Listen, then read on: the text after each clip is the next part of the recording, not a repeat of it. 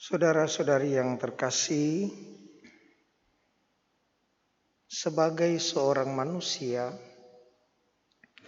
mengharapkan satu kesempurnaan dalam kesucian dan kekudusan tanpa celah sedikit pun adalah mustahil selama ia di dunia ini, karena itu menyangkal kodrat kemanusiaan. Pun demikian, bahwa usaha dan upaya untuk terus-menerus menjadi kudus adalah satu pilihan dan keputusan agar supaya kelak kita diperkenankan, dipantaskan, dilayakkan bersatu dengan sumber kekudusan. Dan hari ini kita disuguhkan satu bacaan yang menarik tentang pertobatan, bahwa mengalami satu kesempurnaan, kekudusan dan kesucian yang kekal terjadi ketika di dunia ini senantiasa ada pembaharuan diri, pembaharuan hidup dalam pertobatan terus-menerus, karena kita menyadari bahwa kita adalah makhluk berdaging yang terbatas dan senantiasa jatuh di dalam kedosaan.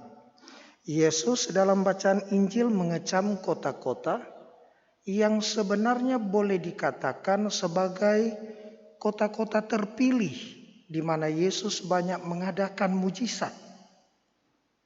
Sidon, Tirus, Sodom tidak. Tetapi Korazim, Betsaida, Kapernaum adalah kota-kota di mana Yesus banyak melakukan karya-karyanya, menyampaikan sabda dan mengadakan mujizat.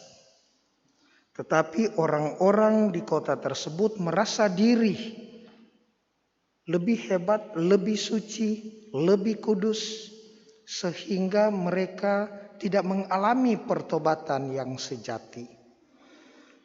Sebenarnya lalu kita merenung, saya secara khusus, sebenarnya apa yang membuat orang-orang sulit untuk bertobat?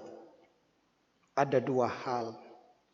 Pertama, karena seseorang keras kepala, dan kedua karena seseorang bebal hati. Apa yang dimaksud dengan keras kepala, Pastor? Keras kepala adalah bagaimana orang-orang merasionalisasi segala sesuatu. Yang dimaksudkan dengan orang tidak mau bertobat, sehingga diajak untuk mengaku dosa pada masa-masa normal misalnya.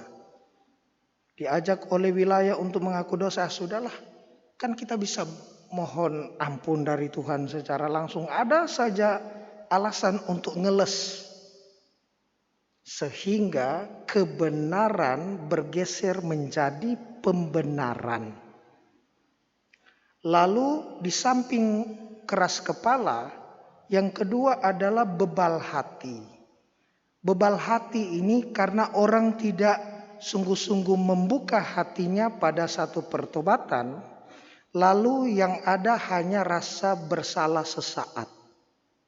Padahal yang diminta, yang diperlukan untuk satu pertobatan sejati adalah rasa sesal sebagai rahmat. Bagaimana itu, Pastor? Karena ketika rahmat Allah menyentuh dan menggetarkan hati kita, maka rasa sesal muncul di sana.